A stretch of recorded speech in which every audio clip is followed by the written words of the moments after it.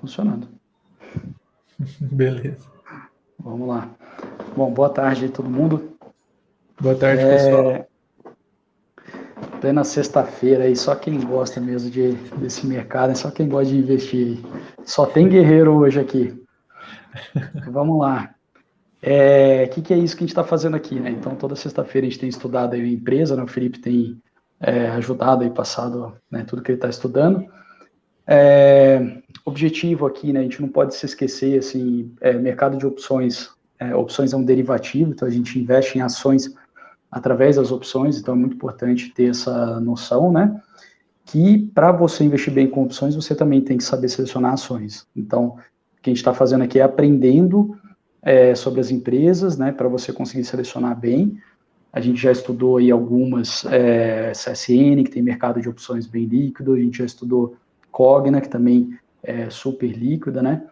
Enfim, cada semana aí a gente está trazendo, né, e se aprofundando um pouquinho mais, para você conseguir aí juntar sua fortuna, criar aí seu patrimônio dentro da bolsa, né, usando ações e usando opções. Então, hoje a gente está fazendo aí a segunda parte de Uzi Minas, que é, né, do mesmo setor aí da CSN, que a gente já falou, então é interessante até para comparar, né, fazer um pouquinho de relativo. E é isso, Felipe, quero agradecer aí de novo, né, todo esse material que você tem trazido para a gente. E vamos que vamos aprender e vamos investir bem aí com opções de Uzi Minas agora. Vai lá, Felipe. Fechou. Bom, boa tarde, pessoal. Eu só vou recapitular o que a gente viu, né, na semana passada. E eu vou pedir para o Caio só inserir meu compartilhamento aí. Opa! Deixa eu ver aqui. Para mostrar certinho. Tá lá. Bom, a gente dividiu dessa forma, dessa vez, para poder analisar a empresa a fundo. E a gente já viu o histórico dela, então a gente já sabe quem que é a Uzi Minas, quem que ela foi no passado. A gente falou bastante da questão da governança corporativa, né, que com o objetivo de melhorar mesmo nossos estudos, e a gente viu como é importante a questão do grupo Texint e o grupo Nippon, né, esse conflito cultural que teve durante muitos anos. A gente viu também como a entrada do chairman específico, né, do Rui, vou até confirmar o nome dele aqui, é o Rui Hirschheimer, como foi importante a entrada dele, né? Aqui, ó, Rui Roberto Hirschheimer. Como foi importante a entrada dele para a Uzi Minas poder sair de uma posição muito ruim, agora com uma posição bem mais próspera. A gente deu uma olhada nos indicadores também da companhia, como ela está saudável, principalmente em relação ao endividamento. Ela está num dos endividamentos mais baixos da sua história. A gente falou um pouco da mineração, né? Não sei se você lembra, que a gente parou na parte da mineração, dentro das operações. E a gente vai continuar vendo as operações delas. Perfeito. Bom, da mineração, o que ficou faltando encerrar dentro da última parte foi em relação ao transporte, tá? A mineração se beneficia do transporte ferroviário. Ela tem participação na mesma empresa que a CSN também tem participação, só que a participação da Uzi Minas ela é bem menor. E ela usa da malha sudeste da rede ferroviária federal. Com relação à produção e comercialização, um ponto muito importante aqui, que talvez um diferencial, também um ponto-chave para a empresa, é que atualmente a capacidade dela está em torno de 8,7 milhões de toneladas de ferro de extração, tá? Só que a capacidade nominal dela é em torno de 12 milhões de toneladas por ano. Por que ela não está conseguindo atuar na sua capacidade máxima? Eu tive alguns anos que eu trabalhei em empresa de engenharia de resíduos sólidos, né? E por muito tempo a gente fazia o plano de gestão de resíduos sólidos de um município, de uma região bem grande. Para quem não sabe, resíduos sólidos é basicamente lixo. É fácil a gente fazer a gestão de casa, né? Pegar o lixo da cozinha, do banheiro, da sala e colocar lá fora na lixeira. Quando a gente está falando de uma empresa muito grande, né, cada CNPJ, empresas grandes em geral, precisam fazer o PGRS, né, e empresas desse porte também, de extração de minério, elas produzem muito resíduo, muito lixo. E elas precisam dar a destinação correta desse resíduo, senão as operações dela não podem funcionar. E esse é o caso, o problema que a Uzi Minas está tendo hoje é com relação à destinação dos resíduos dela. Por ela não ter a capacidade para destinada da forma correta os resíduos, ela não está conseguindo produzir o tanto que ela tem de capacidade instalada. Então, inclusive, um dos projetos dela é com relação ao empilhamento de rejeitos a seco. Então, está transferindo aquela questão das barragens para o empilhamento a seco. E só que isso demanda tempo, foi um projeto que foi iniciado em 2021 e está planejado para se encerrar ao final desse ano.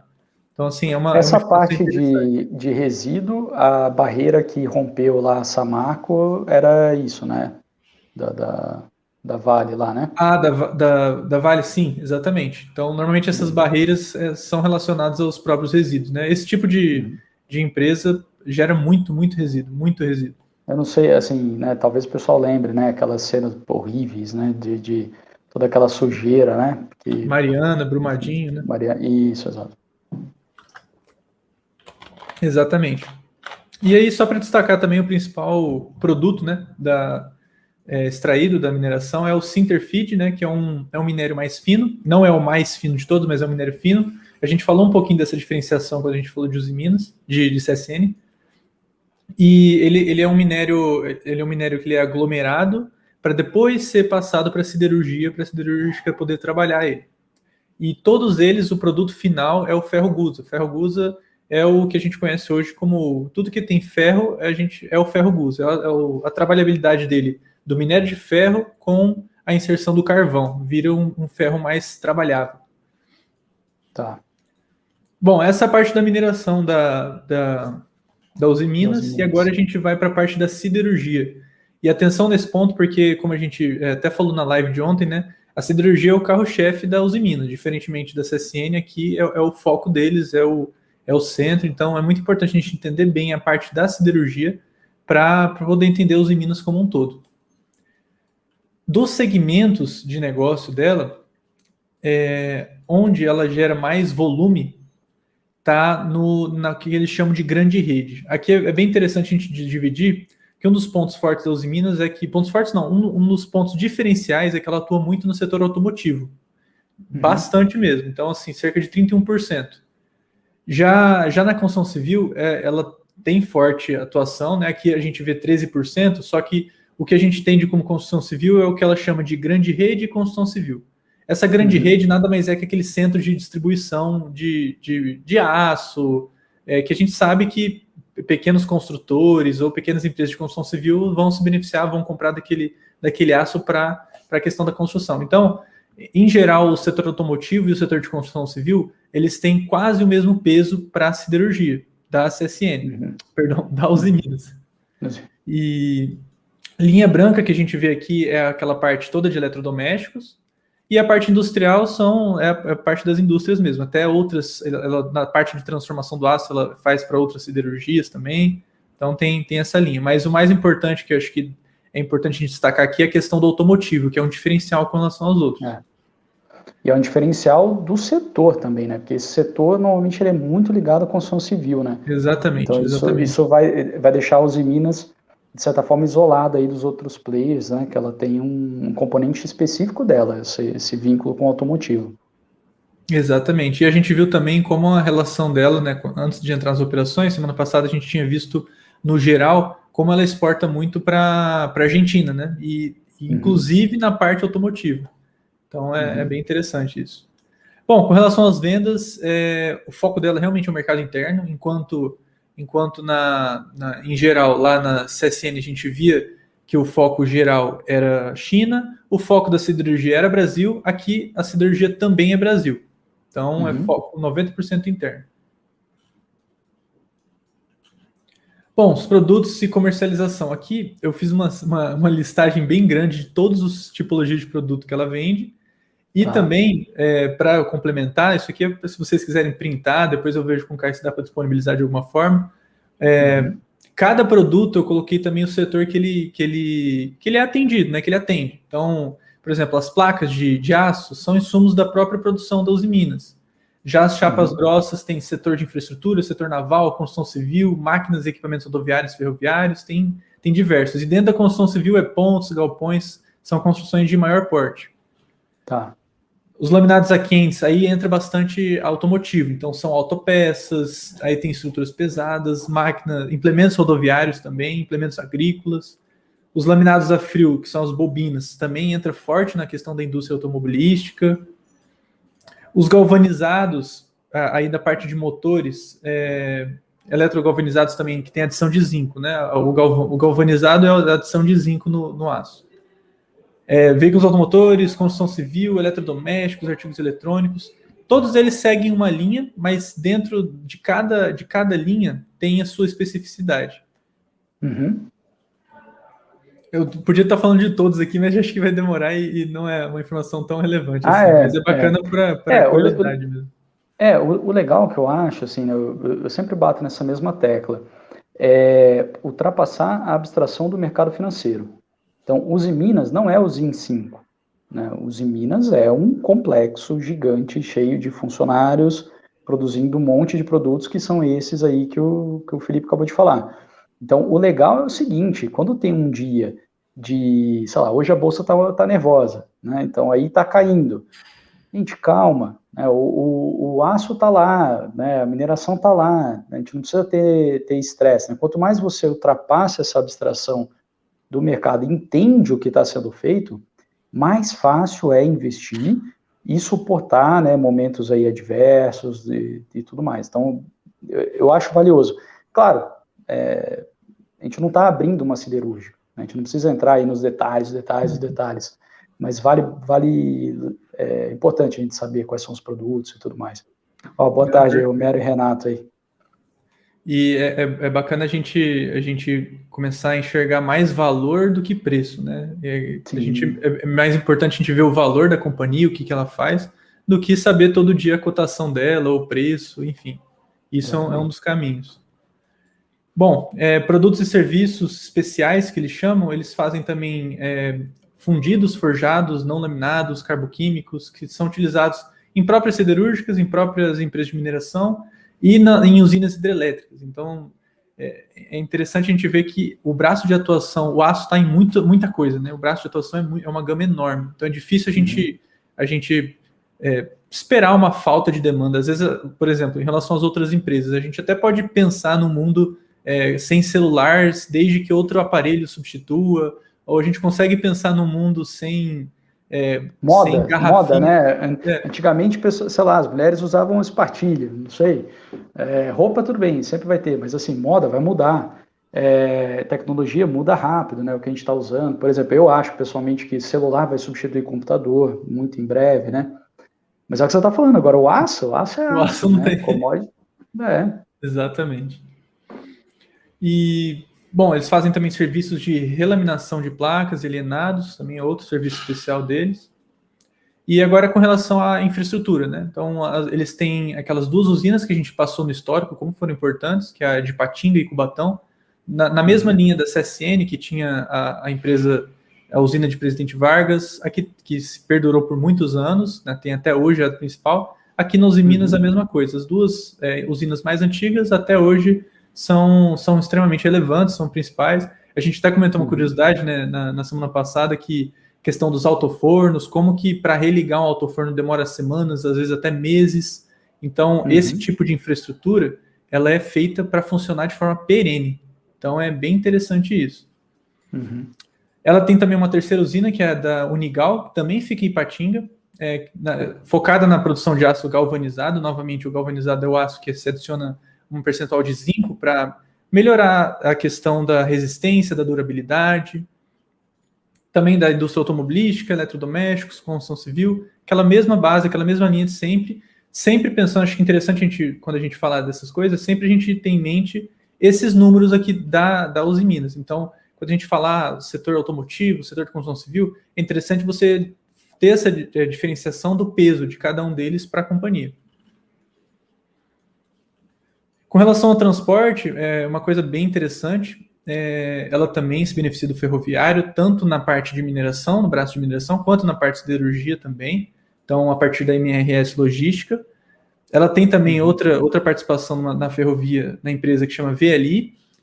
E ela usa muito o transporte rodoviário, principalmente para transporte de ferro-gusa, de carvão, que também são utilizados nas suas operações, e do próprio aço. E um ponto interessante aqui, e a gente pode se justificar isso na margem, é que ela utiliza muito de transportadora. Então, hoje, atualmente, ela terceiriza para em torno de 79 transportadoras. É muita coisa, é muita coisa. E, bom, essas transportadoras fazem escoamento, abastecimento, então o escoamento do aço, abastecimento do carvão e ferro-gusa para ser utilizado na produção do aço. E também tem a Rios Unidos Logísticas e Transporte de Aço, que é bem focada no transporte de aço apenas. Mas todas elas são terceirizadas. A parte rodoviária é terceirizada. E aqui um ponto importante, por que a gente tem que destacar isso, né? Parece uma informação meio vazia, mas é com relação à greve dos caminhoneiros, que a gente viveu, exato, a gente viu, tem empresas que elas são paralisadas por essa questão da greve dos caminhoneiros, e tem empresas que não. A gente viu que a CSN ela não é impactada por esse tipo de greve, né, de paralisação. Agora, a gente não pode dizer o mesmo para os Minas. Então, é importante a gente ter esse parâmetro, essa visão, e de por que analisar quais são os meios de transporte e de escoamento de produtos. Ela também se beneficia do transporte marítimo, isso aqui eu achei muito interessante. Normalmente, o transporte marítimo ele traz uma redução boa nos custos comparado com o rodoviário e ferroviário. Basicamente são dois, que é o terminal marítimo privativo de Cubatão, né, que faz o transporte e escoamento da usina de Cubatão, e o terminal proativo de Praia Mole, que faz o escoamento da usina de Patinga. Então, parte marítima também contribui para esse escoamento, isso é bem bacana. Então, mesmo se a gente vê que tem greve dos caminhoneiros e tudo, a gente vê que a Usiminas ela tem outras alternativas, isso é bem bacana. A real que também é difícil, né, transportar um negócio tão pesado por rodoviário, né? Tanto que ela usa carvão e tal. Né? Bom, e da siderurgia, isso, esse é o escopo, digamos assim. Uhum. E agora a gente vai passar para o terceiro braço dela. Lembra que a gente comentou que tinha 4 braços, né? Que é a mineração, a siderurgia, o que eles chamam de transformação do aço, mas outras siderúrgicas juntam esse braço com a própria siderurgia. Então, agora a gente viu a siderurgia parte 1, a gente vai ver a transformação do aço como se fosse a siderurgia parte 2. E o quarto braço eles chamam de bens de capital, que nada mais é que participações em outras empresas de setores um pouco distintos do que ela atua atualmente. Tá. Então, na transformação do aço, ela é controladora da solução em aços e minas, tá? Então, ela transforma, é interessante esse braço dela, porque é como se ela pegasse a siderurgia, aplicasse a siderurgia de novo, fizesse a transformação do aço, só que para produtos bem menores, que eles chamam até de blanks diversos. Então, platinas, discos, tiras, conjuntos soldados, rolos, chapas, tubos com costura, são produtos em aço, importantíssimos, só que em escala muito menor. Então, é como se passasse por um novo processo de siderurgia. Então, os produtos, né, que eu comentei, eles fazem também a distribuição de alguns produtos específicos da parte siderúrgica, como bobinas e chapas, para próprias Usiminas. Também fazem distribuição, industrialização, fabricação de tubos de pequeno diâmetro, que eles chamam de blanks diversos. Então, toda vez que tem um produto de aço menor do que o habitual, produtos mais simples, mais detalhados, eles chamam de blanks diversos. Aí tem platinas, discos, tiras, conjuntos soldados, rolos, chapas, tubos de costura, peças cortadas e vários outros. Capacidade... O Renato, não sei se ele está aí ao vivo ainda, mas ele trabalhou, né? Eu sei que ele trabalhou aí grande parte da vida dele no ramo de automóveis. Então deve ter algum, não sei se já teve aí, Renato, depois deixa um comentário aí se você teve alguma experiência com os Minas, essa parte de fornecimento de aço, né, para carro. Mas segue aí. Bacana, hein? Aí, em relação à capacidade, ela tem capacidade de processar 2 milhões de toneladas, então é um valor bem relevante, bem grande. O capital social delas, quase 70% está na mão da Usiminas, o 20% está numa empresa que chama Metal One Corporation, e em torno de 11% está na família Sleumer. E o foco dessa empresa mesmo é o aço plano e sua distribuição, tanto na parte de tratamento de pequenas peças, quanto na própria distribuição. Então, eles têm indústria de beneficiamento, que eles chamam dessa forma, indústria de beneficiamento, e distribuição tanto no Rio Grande do Sul, São Paulo, Minas Gerais e Pernambuco. Então, isso é um pedacinho da Uzi Minas, é isso? Isso, exatamente. Então, é um dos braços dela, que é a transformação do aço, tá? Tá. E aí, as indústrias de beneficiamento e distribuição, ela tem 7, que é a de Fasal, Rio Negro, Duffer, Zamproga, Uzi Minas, Uzial e Uzi Corte. São as 7 usinas que ela possui nessa parte de transformação. Uhum. E agora, o último braço, que não é tão relevante, na verdade ele é relevante só por um ponto, que é, eles têm uma empresa que chama Uzi Minas Mecânica. Antigamente, a Uzi Minas Mecânica, ela atuava no setor de estruturas e pontes metálicas, equipamentos industriais, fazia montagem e manutenção industriais, fazia blanques e estampagem, parecido com a parte da transformação, fazia fundição e também fazia vagões ferroviários. Na época que o Brasil tinha indústria. Exatamente. E são tantos braços de atuação que o que estava acontecendo nos últimos anos? Ela estava tendo muito prejuízo. E o único braço rentável dela era na montagem e manutenção industrial.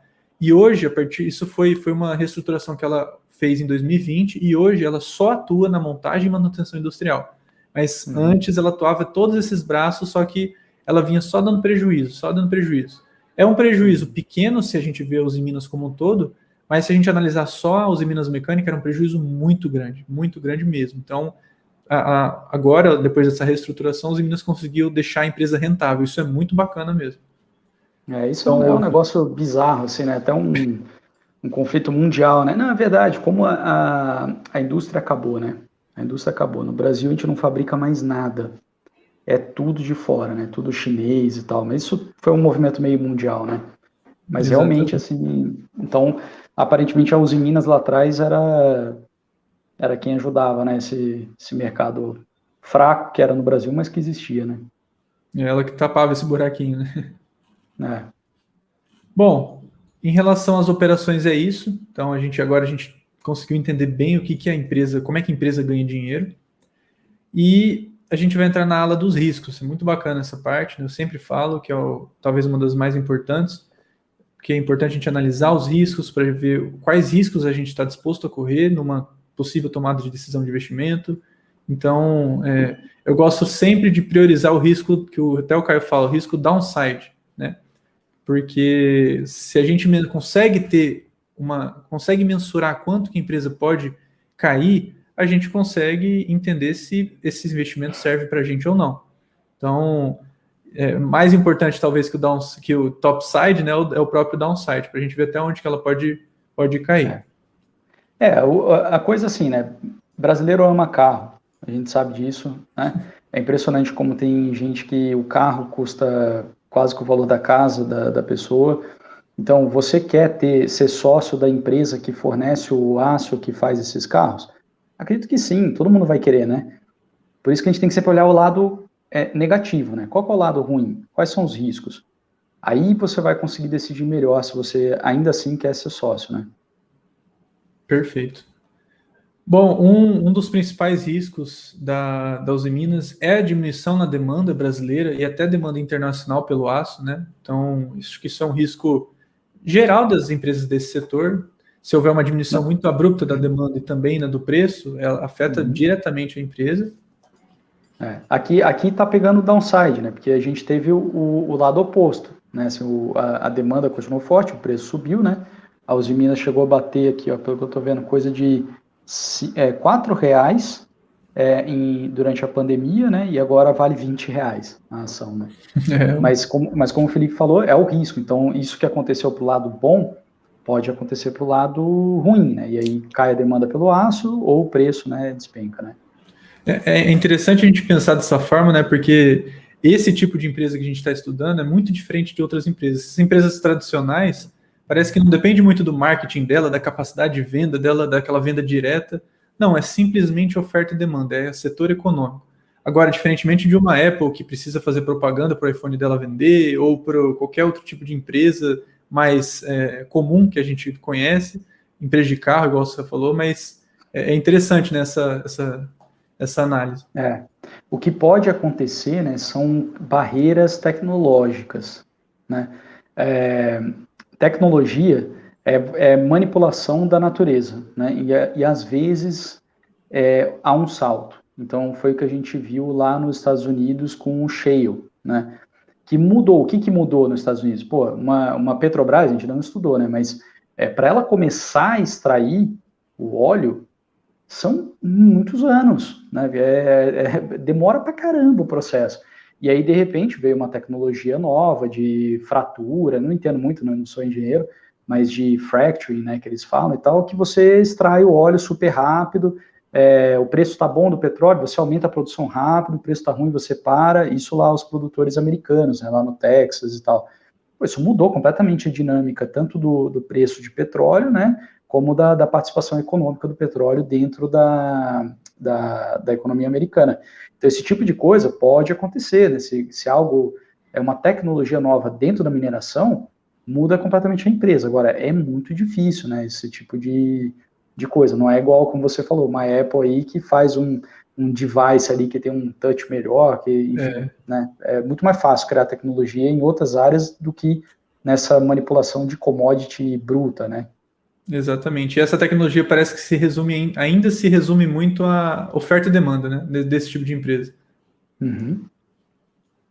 Bom, continuando, né, com essa parte da diminuição da demanda, né, estimativas sobre a oferta de aço para os próximos anos está em torno de 395 milhões de toneladas em capacidade excedente, então há uma previsão no curto prazo dessa capacidade estar sobreavaliada.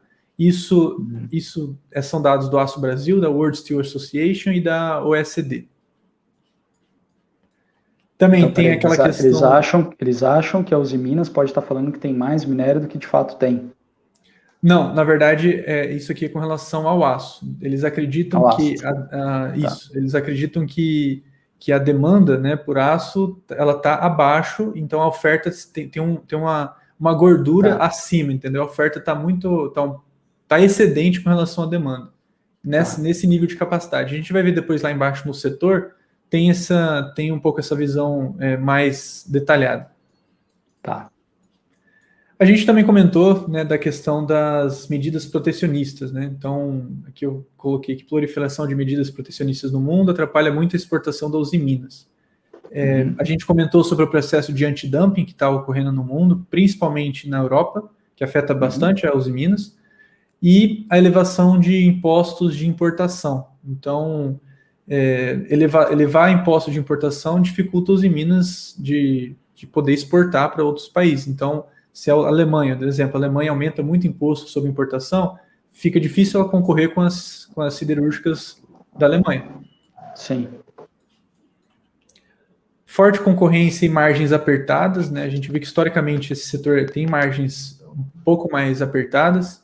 O setor siderúrgico mundial tem sido afetado pela capacidade de produção excedente, aqui novamente a alusão àquele dado da World Steel Association, no mundo devido aos altos custos fixos e sistemas de operações contínuas, aquilo lá que a gente comentou dos autofornos, por exemplo, eles são feitos para produzir de forma perene. Acidentes de trabalhos, a Uzi Minas tem contingências trabalhistas e judiciais em torno de 0,8 bilhões de reais, então 800 milhões de reais, é muita coisa e é um setor que é comum ter acidente de trabalho, porque a todo momento os operadores estão trabalhando com equipamentos e produtos em alta temperatura, e isso acaba ocasionando, infelizmente, acidentes, e a empresa vem tendo esse tipo de problema há muitos e muitos anos, e é um problema que é difícil mitigar, né? Depende muito da capacidade técnica do operador, depende muito da infraestrutura do local. Paralisação na produção é um risco também, quando há alguns acidentes, né, tem que ser paralisada aquela ala, aquela região, isso prejudica muito a empresa. Toda empresa vai colocar agora pandemias, né? Não estava no radar de ninguém, agora toda empresa vai colocar risco de pandemia. Exatamente. É interessante você falar isso, porque todas as empresas que a gente analisou recentemente, todas elas estavam risco pandemia, risco pandêmico, risco de pandemia, e estavam testando lá falando do Covid, enfim, é incrível isso aí. Seguros contratados insuficientes para cobertura, né? É difícil uma empresa desse porte contratar um seguro que seja capaz de cobrir 100% do que ela necessita. Hoje, o seguro dela não cobre toda essa totalidade, então é um risco.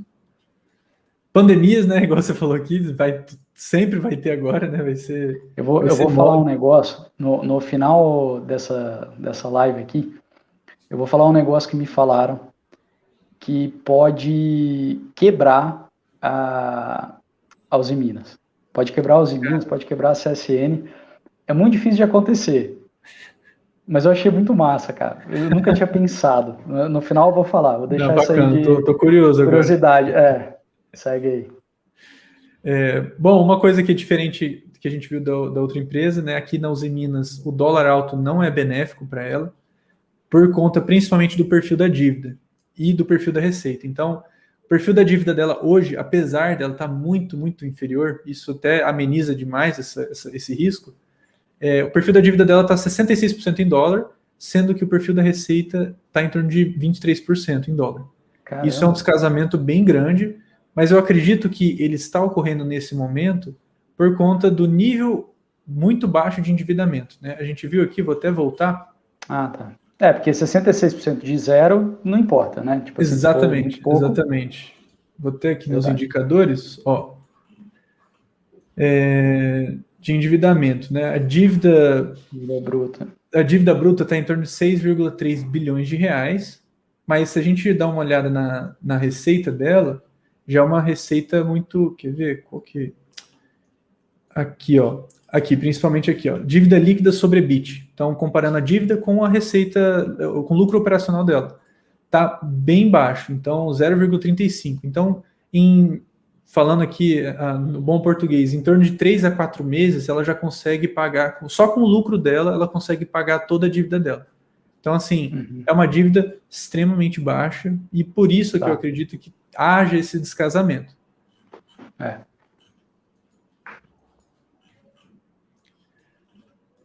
Aqui é o perfil da dívida dela, então 32% está em dólar mais ou menos. Esse aqui é o dado do último trimestre, esse aqui é o dado de 2020, esse de 23%. Tá. Aqui, aqui já é do último trimestre que ela declarou o balanço. 68% em real mais ou menos e 32% em dólar. Na moeda local, esses são os custos da dívida e na moeda estrangeira está quase 6%. É um valor bem considerável. E aqui as agências de rating, então, até elevaram né, o nível dela ultimamente. Aqui no Brasil, os níveis dela são melhores, né? Porque o risco Brasil ele é mitigado aqui no próprio país, mas na parte global elas já colocam um rating um pouco abaixo. Mas ainda assim não são ratings ótimos, excelentes, mas não são nem de perto ratings ruins. Isso é bem bacana. Crise energética que está muito no radar dos investidores agora, é uma coisa muito importante e é um risco grande para a empresa porque, diferentemente da CSN, ela não produz a própria energia, ela não é autossuficiente, ela precisa terceirizar todo tipo de energia. Então, pode haver uma elevação abrupta nos custos da empresa. Isso é bem interessante. Greve dos caminhoneiros, que a gente comentou. Então, interrompe o transporte rodoviário, né, que é o transporte principalmente de carvão e ferro-gusa. Diminuição das alíquotas de impostos referentes à importação do aço, tá? Isso daqui foi... Isso aí está em pauta, né? Exatamente. Eu destaquei isso daqui porque o governo atual sinalizou várias vezes esse tipo de redução. Tá? Hoje está em torno de 10% a 14% e aumenta significativamente a concorrência para os Minas. Então, eu acho que o foco do Paulo Guedes e time, né, não é carro, né, é construção civil. Exatamente. Eu também tenho essa impressão. Construção civil move uma cadeia, né, de emprego, de atividade que é imensa. Então é difícil, a gente comentou isso em algum ponto, acho que talvez quando a gente estava analisando o CSN, né, que a gente falou que está ligado ao PIB chinês. Por quê? O PIB chinês vai indicar a construção civil chinesa, né? Aqui no Brasil, a mesma coisa, se trava a construção civil, então assim, hoje a gente teve dado de inflação, né? Que veio acima do esperado, né? Veio bem mais forte. Então o pessoal já está falando de Selic, de repente, próxima reunião, sobe 1%. Então está em 4,15 o CDI, vai para 5,15. Aí o financiamento imobiliário já sobe. E aí a Gerdau não desce o preço do aço para construção civil. Então fica uma briga que pode travar o setor. E aí travou o setor, o PIB para na hora e ano que vem é a eleição. E aí Bolsonaro não tem a mínima chance, né, com o PIB mal. Então esse tipo de coisa que a gente tem que também ter na cabeça, né, que tem grande chance, sim, né, de reduzir a alíquota, de incentivar a importação de aço, com todas as dificuldades que isso tem, né, porque tem que vir via navio, né, um negócio pesado e tal, não é só pegar um avião, né, e mandar entregar, mas é um grande risco, eu diria que grande chance de acontecer para que o governo consiga manter aí um PIB razoável, né. Perfeito. E, bom, aumento dos impostos no setor siderúrgico não está em pauta, mas isso é um risco da empresa, principalmente essa tipologia de empresa, a questão da tributação, ela é direta, né, igual a gente comentou também, no caso da CSN seria o governo de Minas, aqui é São Paulo e Minas, né, então se amanhã o governador aumentar o imposto, né, pode ser até do transporte ou da própria extração do minério ou da produção do aço, isso afeta diretamente a empresa. E aqui um pouco do que o Caio falou agora, né, da questão da inflação. Então, inflação causa um aumento da taxa de juros, restringe a disponibilidade de crédito, restringe o crescimento no Brasil por tabela, né, igual é difícil a empresa abaixar o preço do aço, o que for, ela sempre vai tentar brigar pela margem dela. Isso afeta bem negativamente a siderurgia da Uzi Minas. E, em geral, aqui, só para menção mesmo, agora, muitas empresas que eu tô vendo colocam a questão de políticas e leis ambientais, acho que esse movimento de ESG impulsionou bem isso. Então, esse é um risco também para a empresa, principalmente empresas que têm relação com recursos naturais, é bem presente esse risco. E, em geral, nos riscos da Uzi Minas, é isso. Com relação Felipe, agora... Renato está perguntando aí se você tem aí algum gráfico de demanda de consumo de minério de ferro ou de aço aí nos últimos anos. Bacana. Tem alguma coisa aí? Tem sim. Tem a produção do aço bruto. Deixa eu ver aqui. Isso, tem a produção do aço bruto mundial, né? Isso aqui é o dado da World Steel Association. Não é exatamente o gráfico de demanda, de consumo, mas... Isso é mais oferta, né? Exatamente, mas está relacionado à oferta. Eu vou até confirmar aqui, porque eu acredito que a gente mostrou aqui, deixa eu ver. Não, achei que no da CSN tinha. Mas é interessante aqui. Né, você falou, pediu da demanda, né? A gente tem aqui o da oferta, mas tem também aqui a mensuração do mercado como um todo, tá? Então a gente vê aqui que a China, em relação às milhões de toneladas, é quem manda nesse mercado. Inclusive, a gente viu um movimento, quem acompanha a cotação do minério nas últimas semanas, a gente viu a China tentando e brigando para abaixar o preço do minério de ferro o máximo que puder para diminuir os custos e risco de inflação lá no país. Então, ela comanda, assim como a OPEP, né, que são aqueles países estratégicos que governam lá o petróleo, eles que mandam, né, porque tem as maiores reservas, as maiores produções. E aqui no comércio de aço, quem manda é a China, da mesma forma. Depois se você conseguir achar alguma coisa dessa, daí na sexta que vem, aí mostra pra gente a demanda do consigo, consumo, tranquilo. né? Consigo. Eu diria que tá crescendo forte, né, pela questão da China fazer lá as obras de infraestrutura, tudo mais, projeto lá do Xi Jinping, né? E tem algo, eu não sei se já está pressionando, que é também a questão do presidente americano, que também quer fazer, né, uns pacotes de estímulo e tal, mas enfim, vamos ver depois se você acha um gráfico assim, seria legal. Não, e só um comentário, não vou me estender muito, vou só resumir mesmo. É bem interessante a questão da China. Eu fui me aprofundar um pouco do porquê a China é tão forte na questão da construção civil e falando assim, em palavras mais resumidas, mais tranquilas, né? Em geral, os municípios e as províncias lá na China, elas não podem se endividar de nenhuma forma. A única forma em que elas podem emitir dívida é com lastro imobiliário. Então, o governo acaba... Isso eu achei muito interessante. Então, o governo acaba, em geral, as províncias, cidades, municípios, acabam se endividando, acabam produzindo muito, influenciando muito, né, incentivando muito a questão da construção civil, para que ela possa emitir dívida lastreada nos imóveis que estão sobre a sua região. Então, como a gente vê lá na... Não, isso deve estar embaixo da linha do Xi Jinping de fazer a infraestrutura da China crescer não sei quanto em não sei quanto tempo. Tipo assim, que cresceria em 20 anos, vamos crescer em 2 anos. Né? 5, sei lá. Não, exatamente. Eu achei muito interessante isso, porque força muito, inclusive lá na China tem muitas cidades fantasma que eles chamam. Mas ao passar do tempo, apesar de ter cidades fantasmas, elas acabam tendo gente mesmo, normal. E é bem interessante isso. Bom, com relação às projeções, agora a gente vai tentar responder, né, como que a empresa está, como a empresa vai, né, nesse segmento. Então, a gente está querendo olhar um pouco para o futuro agora das projeções. Eu peguei um dado da Equity Research da BTG, que é muito bom, assim.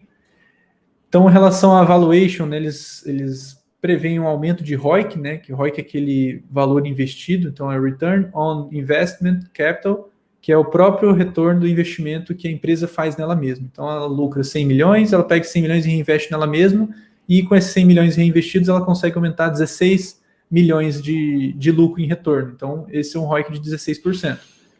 Então, está projetado para uma crescente em 2021, esse ano, e para o final do ano que vem, uma estabilização em torno de 14%.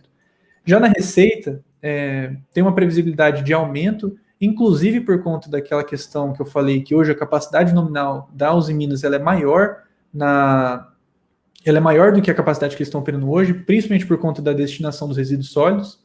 Então, tem uma previsibilidade de aumento da receita, aumento do EBITDA e também aumento do lucro líquido. Só para 2022 que ele se estabiliza um pouco, mas isso é bem bacana também. Cronograma de amortização que a empresa divulgou, muito bacana também. Hoje o caixa dela já consegue pagar a dívida dela, mas pagar 6 anos de dívida, isso é muito seguro, bem para o investidor. Questão dos riscos relacionados à solvência, à liquidez é muito bacana. Ela só com o caixa que ela tem hoje já poder eliminar 6 anos de dívida. Então, a gente vê que a principal dívida dela está para 2026 e é a maior totalidade em dólar. Perdão, moeda estrangeira, mas a maior parte é em dólar. Uhum. Agora a gente vai entrar no último passo, na última etapa aqui,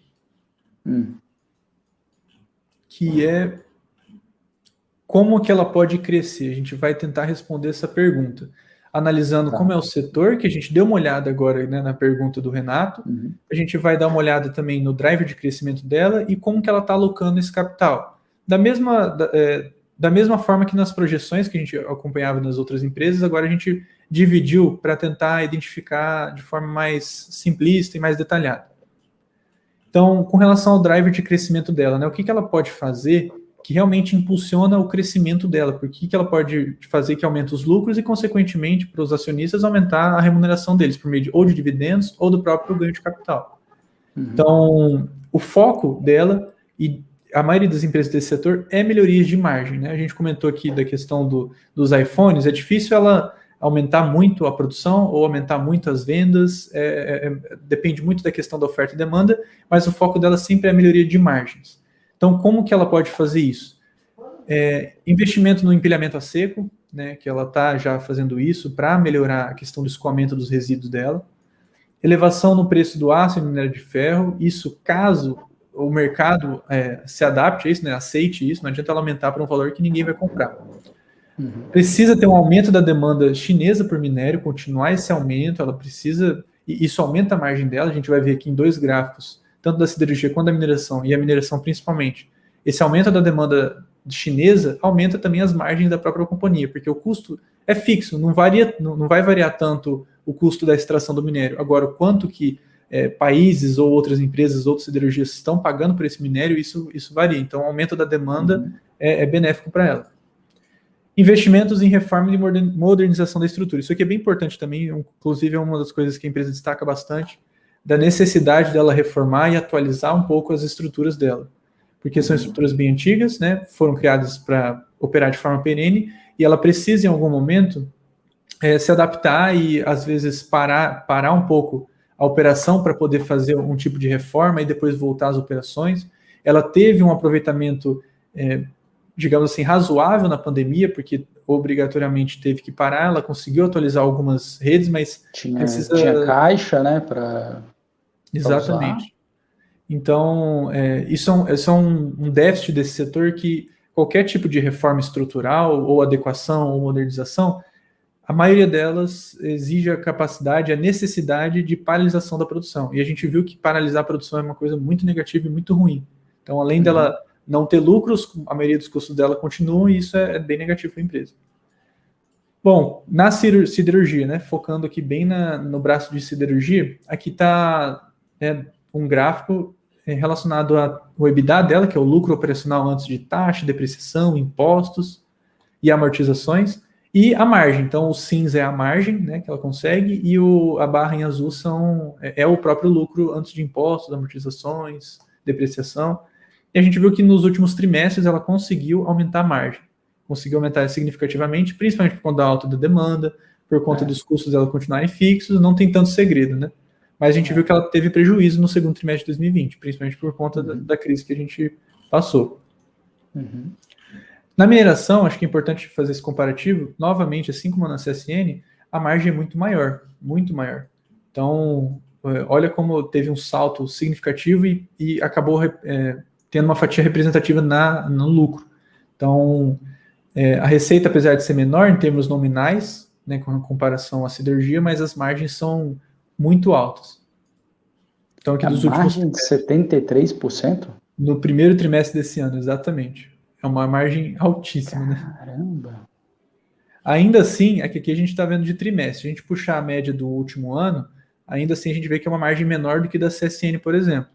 Né, se comparar mineração com mineração. Mas a gente... É possível ver aqui que nos últimos trimestres ela vem conseguindo aumentar essa margem. Isso é bem interessante. É fantástico. É tentador, né? E partir para a mineração e mandar para a China, igual a CSN está fazendo. Exatamente.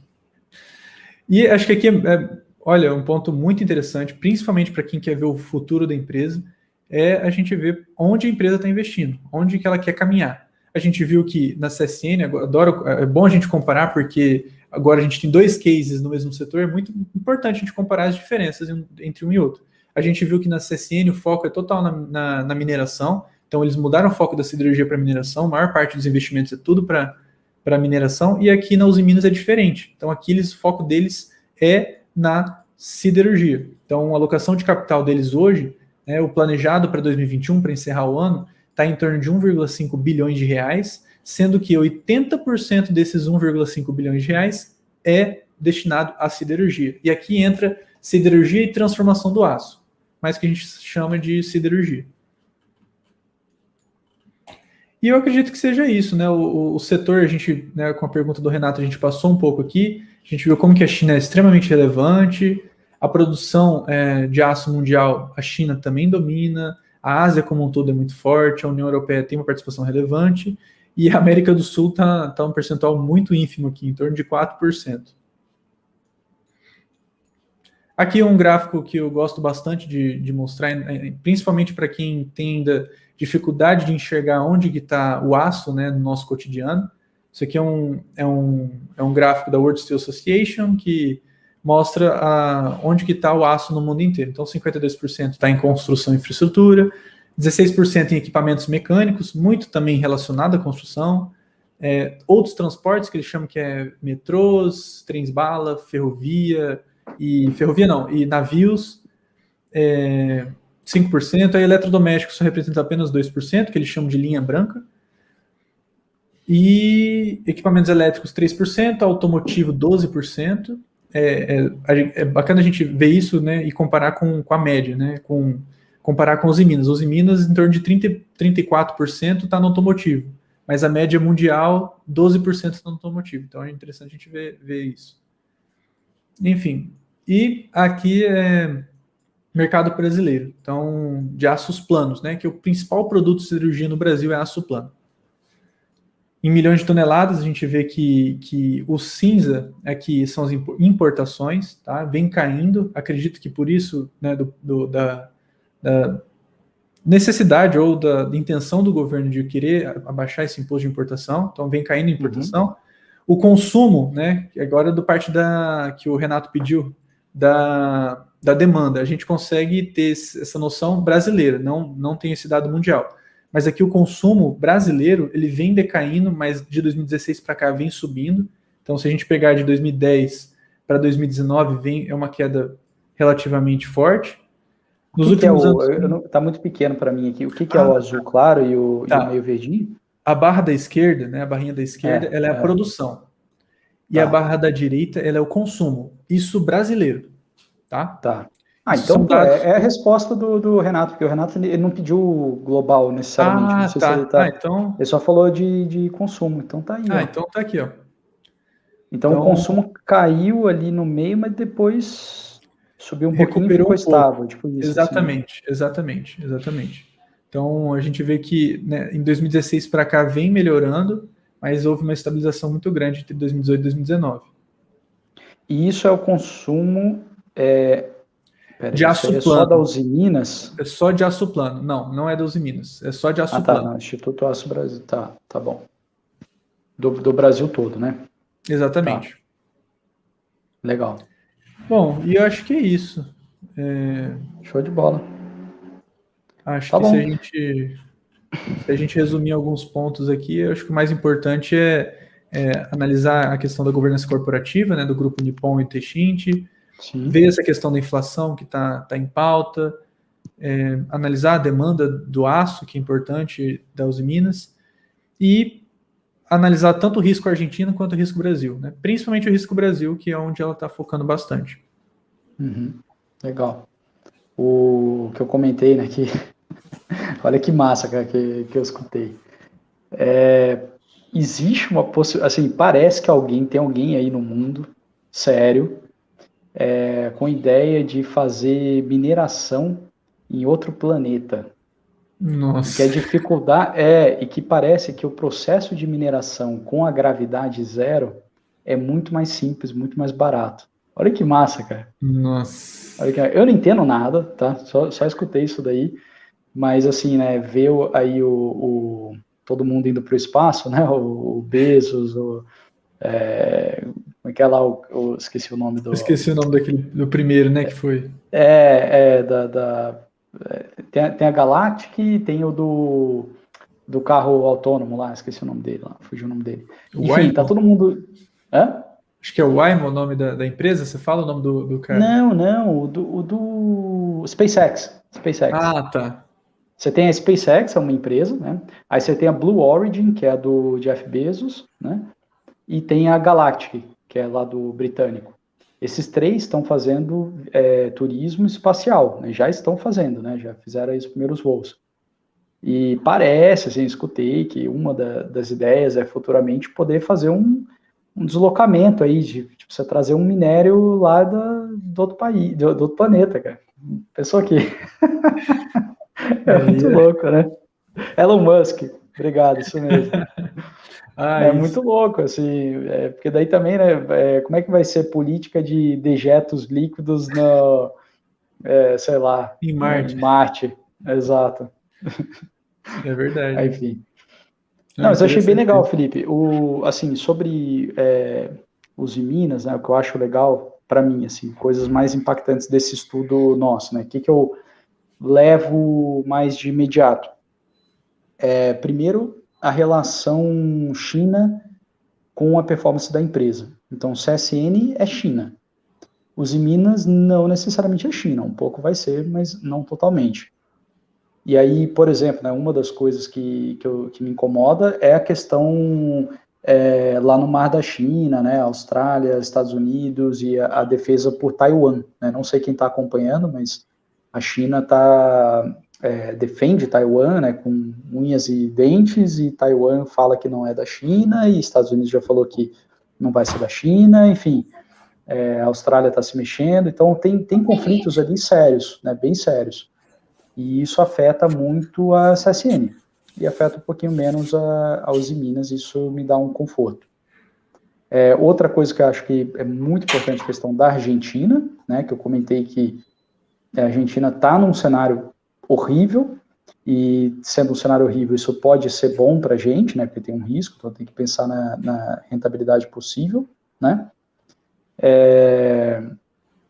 Acho que é mais isso, assim, que eu achei interessante, né? O Renato está mandando aqui, ó, mas o Brasil, nossa siderurgia não tem capacidade de cuidar de todo o minério. Em outras palavras, neste momento, sempre teremos que exportar o minério? É uma pergunta do Renato. Se quiser fixar a pergunta dele aí no... Ah, legal. Ah, lá. Então, Renato, os legal. dados que... os dados que a gente pegou aqui do Aço Brasil, que é um instituto nacional, inclusive todo mundo que vai analisar uma empresa ou estudar uma ação, recomendo muito que vocês procurem dados de instituto, de assembleias, de organizações que são dados que você consegue ter uma noção melhor do setor na visão micro, né, na visão nacional, na visão regional. E os dados que a gente tem da Aço Brasil, né, são que o consumo hoje, né, o consumo está abaixo da produção. Então, até aqui a gente tratou nos riscos, né, que tanto mundial quanto nacional existe um excedente de produção com relação ao consumo. Talvez acredito que essa informação, não sei se ela está diretamente atrelada ao minério de ferro ou se é ao aço em específico. Mas o dado que a gente tem da Aço Brasil, ele acaba dizendo o contrário, que existe um excedente e não uma falta. Que é o que o Renato está falando, ou seja, a gente vai ter que exportar porque está produzindo, produzindo mais do que a gente consome. Ah, né? Isso, perfeito, eu acabei entendendo de outra forma. Não, perfeito, isso aí. E lembrando, né, um pouquinho da CSN, né, que a gente falou um pouquinho isso lá, a questão da qualidade também do minério, que parece que o nosso minério ele tem uma qualidade superior ao minério chinês. Então, mesmo a China tendo bastante lá, teor de ferro, né, eles preferem importar o brasileiro. Exatamente, porque quando uma siderurgia, qualquer siderúrgica, né, ela pega um minério, né, com baixo teor de ferro, ela gasta muito mais para tratar aquele minério e produzir X ferro-gusa. Agora, quando ela pega um minério com teor alto, para ela é um custo muito menor e também ela consegue gerar mais produtos. Então, o minério de ferro de alto teor ele é mais caro do que o minério de ferro de baixo teor. Assim como a gente aqui no Brasil, o carvão é de baixa qualidade e a gente tem que importar de outros países, o minério de ferro já é o contrário. Aqui o nosso minério é muito bom a ponto da gente ter essa oportunidade de exportar para outros países. Isso aí. Legal. Então, espero que tenha ajudado aí, né? Assim, se a gente pegar um dia aqui como hoje, estou olhando aqui, tipo, a bolsa está caindo 1,2, né? O S&P está subindo 0,7. Então, é um dia positivo, né, no mundo, mas aqui no Brasil está meio ruim. Quem acompanhou o jornal, tem ruído político de novo, de possibilidade de não ter eleição por causa de voto impresso, né? Enfim, ruído interno, né? Aí a gente pega aí esse setor específico, né? CSN está caindo 0,4 só, né? A Uzi Minas está subindo 1,8, subindo bastante. A Gerdau está subindo 0,4. Então é interessante, assim, né? Claro, isso aqui eu estou falando só um dia, né? Mas é fato que é um setor que tem uma vida diferenciada, né? É um setor um tanto aí um pouco desconexo, estável. né? Exatamente. Desconexo e estável. Estável é o quê? Qual é a instabilidade desse setor? É o preço do minério. O preço do minério sacode bastante. Então, essas ações sacodem bastante por causa do minério. Agora, nem tanto, né? Sei lá, um ruído político. Um ruído político, acho que não deveria afetar tanto a mineração, ao meu ver. Né? E outra coisa que eu não comentei, que eu achei muito legal, que não foi de hoje, né? Foi da parte 1 que você falou do tempo para desligar o forno. Né? Sim, exatamente. São desligar meses, e também né? religar, exatamente. Desligar e religar, que são meses. Então, a noção de que se algo ruim começa a acontecer, a Uzi Minas não responde rápido. Ela não tem como responder rápido. A CSN não tem como responder rápido. Agora, uma lojas Renner, sei lá, tem. Né, para tudo, né, congela, enfim, dá seus pulos, né?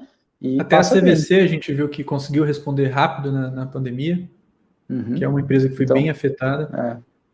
É legal ter essas noções assim. Então, e pensando, né, como alocação de capital, pode ser interessante também ter um pezinho em commodities. Né? A gente está aqui nosso país ele é abençoado nesse sentido, né? Tipo, a gente tem muita commodities, né?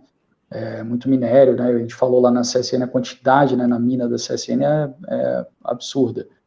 Então, é legal a gente explorar também um pouquinho do que a gente tem de forte, né, que é isso daí.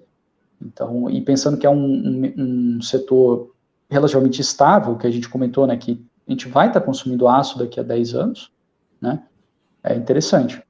Enfim, obrigado aí, Felipe. Acho que espero que tenha ajudado. Quem está assistindo aí pode deixar um comentário aí se ficou alguma dúvida, se quiser aí que te comente algo nos próximos vídeos ou alguma empresa específica também para estudar, a gente vai colocando no radar.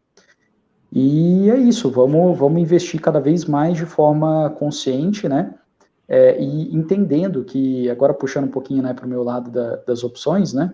Quando você vai, por exemplo, montar uma estrutura de opções com Usiminas, com Gerdau, com CSN, você tem que pensar em China, você tem que pensar em minério de ferro, e você tem que pensar que nada deve acontecer muito abruptamente, a não ser o próprio minério sacudindo, né? Então, esse tipo de coisa facilita a gente a fazer o desenho, né, de opções. São ações que a volatilidade costuma girar alto, exatamente pela volatilidade do minério de ferro. Então, estratégias tipo borboleta, coisas assim, costumam encaixar legal.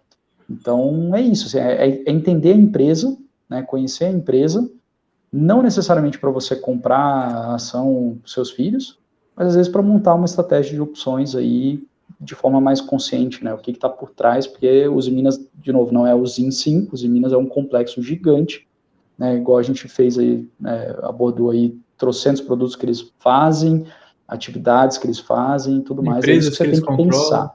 Empresas que eles controlam, é isso que você tem que pensar quando apertar o botão de buy, né, de comprar ou de vender no seu home broker.